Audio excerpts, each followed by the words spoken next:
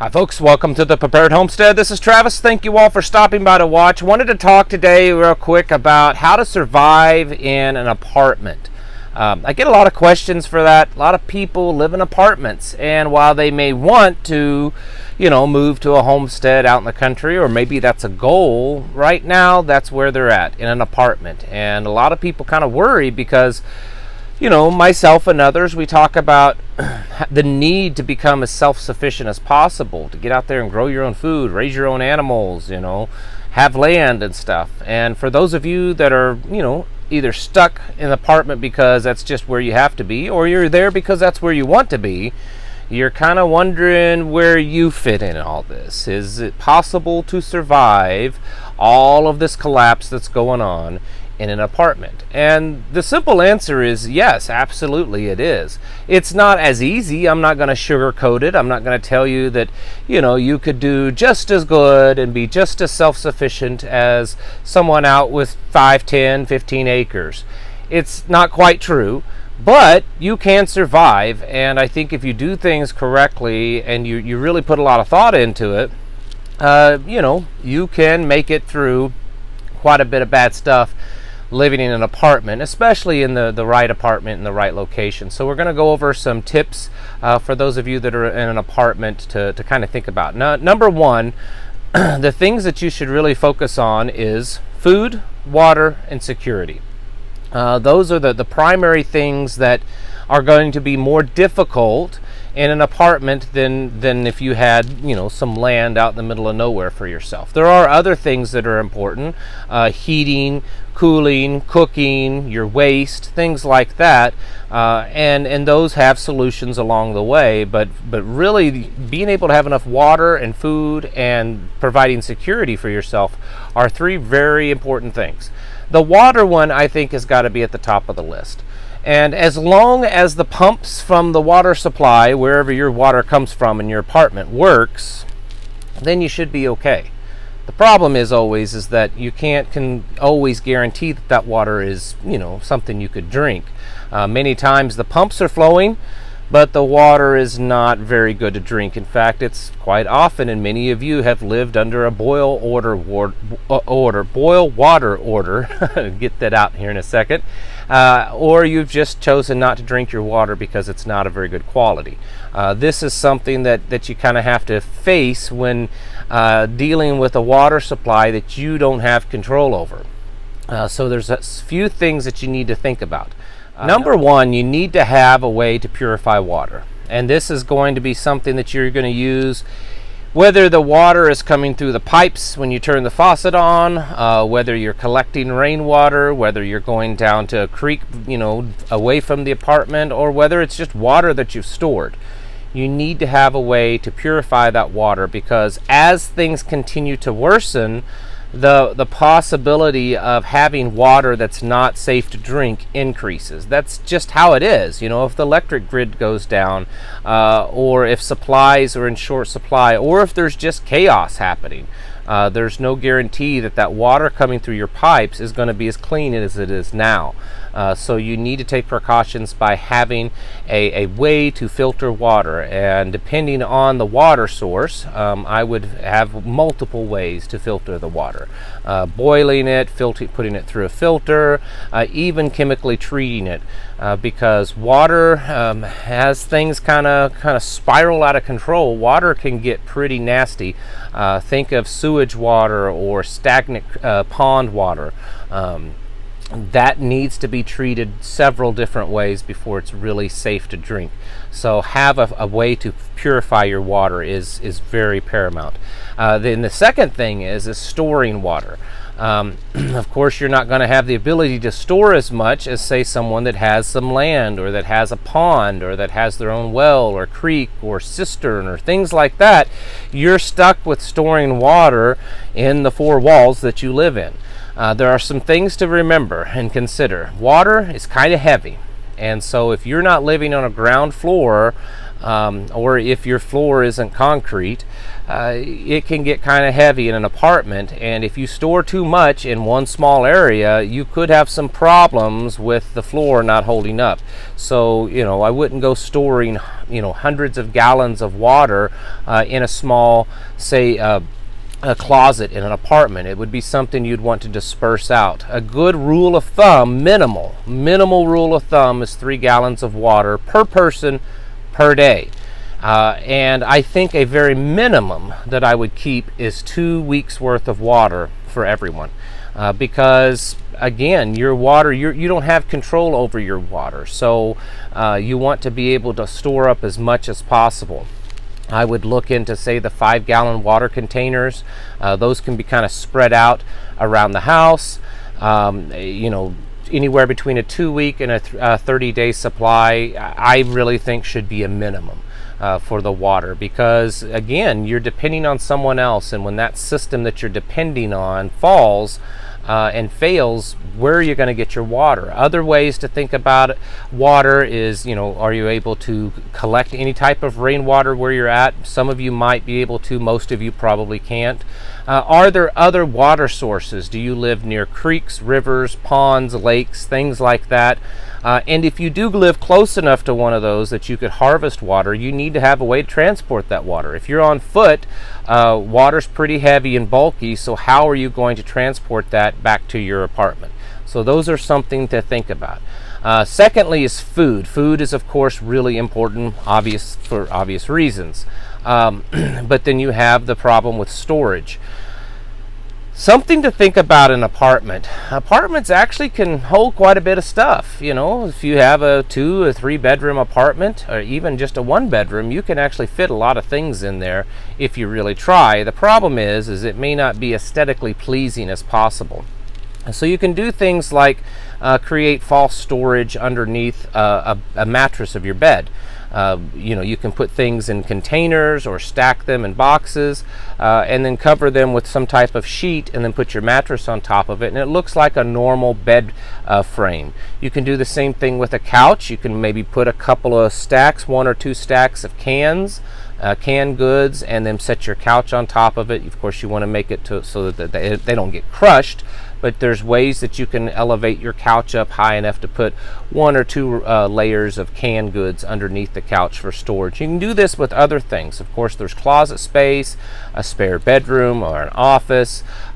Sometimes you have to get creative to store food in an apartment, to store anything in an apartment. For those of you that's lived any length of time in an apartment, you should know this already. So you're going to have to get creative about your storage. Focus on, and as far as food, you really are going to be storing the same kind of food. It doesn't matter if you're in an apartment or 100 acres. You're going to look for your things that you eat, things that you normally cook and that have the longest shelf life, canned goods, dry goods, things like that, some seasoning, salt, so that you can have the food to put away and then use it. Don't just store it away and never use it. Use off of it. If you have 100 cans of tomatoes, be using those 100 cans of tomatoes. 1 or 2 here and there as you're cooking, and then when you go to the store, you replenish that stack and you put the new stuff in the back so that you're using the oldest first. And then you also want to consider how are you going to cook it, because if the power goes out, everything's electric, which is common in an apartment, not 100%, but it is common. What are the alternatives that you can come up with to provide a place to cook? Some type of small camping stove could possibly work. Of course, you need to have enough stockpile of fuel to run that small camping stove, and then you probably need to plan on having a way to ventilate the house because you don't want to cause any fumes to build up and cause you damage or even could kill you. But definitely be thinking about how you would cook your food, process your food, make it edible if things get really bad. And then the third really big one is security. You've got people all around you, above you, beneath you, beside you, everywhere. and so it's a little bit harder to provide security. So I would look at ways that you could easily barricade your door, ways that you could barricade your windows if need be, but then you also want to do it in a way that you can get out quickly if possible and not make it difficult for you to leave. Try to have a backup plan. If you have a window or a back door to your apartment, have a place to be able to get away if need be. And then be able to cover windows, make it look like that there's not so much going on there. These are some pretty good ideas to do with your apartment. The main thing is that you do have to get creative. For instance, growing food. You can grow food in an apartment. Many apartments have some type of balcony or patio. You could certainly grow food there. I would stick with foods that either produce a lot in a real small space, maybe tomatoes or cucumbers, and then I would also look into like medicinal herbs, because you don't need a lot of space to grow a few good medicinal herbs, and a lot of those can be grown in potted plants even in your home or sitting next to windows. So I would look into as much of that as possible. Sometimes at apartment complexes, the landlords will allow you to start a garden or even a community garden, or there may be community gardens in your area. So I would certainly look into those and seeing if there's something that there for you that can help you in your sustainability. Looking at other ways, for instance, cold, and this is all going to depend on what region you live in, whether it gets really cold or it gets really hot. With cold, you may not have any heat, and you may not have the option of burning wood or something like that. So some of your options may just be having plenty of blankets and bundling up, and finding other alternative sources, small diesel heaters, small kerosene heaters. There are certain sources and heat sources that you can do inside a closed area with a little bit of ventilation and not cause you too much harm. So certainly look into that. As far as cooling, your only option may just be some fans or loose-fitted clothing, but certainly go down that path and think about that depending on where you're at. The big focus though is that it's a lot of it's mental, okay? That mental strengthening, that mental preparedness that I talk about.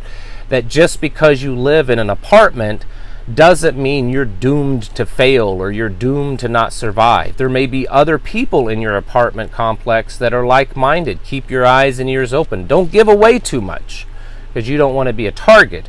But if you hear them talking about something that sounds interesting along these lines, it might be worth starting a conversation with them, or looking for prepping groups or homesteading groups in your area so that there's people you could reach out to make connections. Homeschool groups could be ones that you could potentially find kindred spirits in.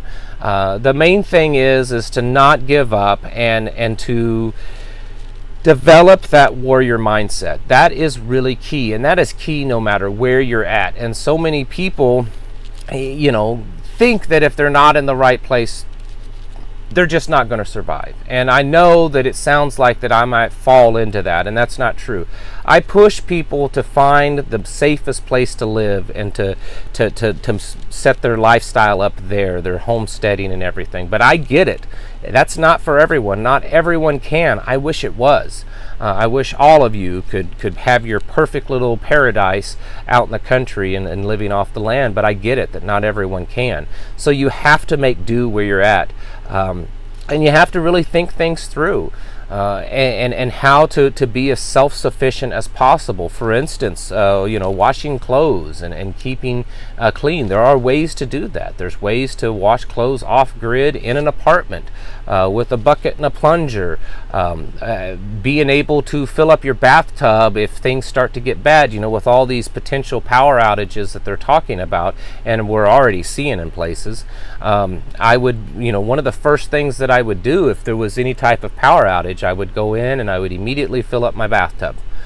Fill it up, all the bathtubs, fill them up, fill up the sinks, and as long as there's water flowing through those pipes and water pressure, I'd fill up every container I could. If nothing happens, what is it? It's a few dollars in water bill. But you never know if that could be the big one. So I would take advantage of the short amount of time that you might have water pressure by filling everything up. The same thing with food. In an apartment, electricity may not be as stable. You don't have the options necessarily of having generated power or solar power. So maybe your food prep shouldn't be very heavily focused on things that need refrigeration and freezing. Stuff that's more shelf stable would be where I would focus. You could even look at the more long-term emergency foods that are a little bit easier to cook. You don't really cook them, you just add hot water. Those are some options also if cooking the food in an apartment setting during an SHTF isn't a good idea for you. Again, being creative and having that determination to figure out a way to do it is possible. Along the lines, even if you plan on kind of riding out the bad times in an apartment, I would certainly start thinking of a bug out. And this may just be a last-ditch effort for you. This may be, if the apartment's on fire or if it's being overrun. But either way, you should start thinking of a place that you can go that you know is secure and routes to get there and how you would do that. Because in an apartment or in an inner city area, you may have to do that. At least the chances of you having to do that would probably be higher than, say, where I'm at out in the middle of nowhere. So certainly think of that. As far as how long should you have preparations set aside for, with this immediate stuff going on with power outages and other things that we know that are happening right now, I would have a goal of a minimum, and I'm talking minimum, of 2 to 4 weeks of being able to be locked down in your apartment and survive without any assistance whatsoever. If you can get to 3 to 6 months being able to be locked down that way in your apartment, that's going to be good. The water's probably going to be the hardest thing for you to prepare for that length of time if you don't have a source around your apartment available. There's a lot of apartments that have complexes that have ponds and creeks and of course swimming pools and stuff. Those could be options. Again, you need a way to purify that water. But certainly, just because you live in an apartment or something like that does not mean that you can't survive a really bad time. Think through it. Plan. Do some research. There's lots of videos out there on YouTube presenting some really good ideas on how to survive in an apartment during SHTF. So certainly do that. And if you haven't started making your plans now to survive all this downturn and collapse, you better get on it real fast, because I don't think we have a whole lot of time left to be doing this kind of preparations. Folks, get your houses in order, including your apartments. Prepare yourselves mentally, physically, and spiritually. Thanks for watching, and I'll catch you in the next video.